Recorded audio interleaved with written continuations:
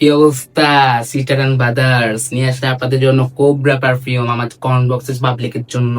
দিলে রাত্রে উড়িমা উড়িমা করে চিল্লাবেন শুধু। अरे कहना क्या चाहते हो। এটা যদি আপনারা মারেন আপনাদের পিছে মেয়ে না কুকুর বেড়াবে, কুকুর।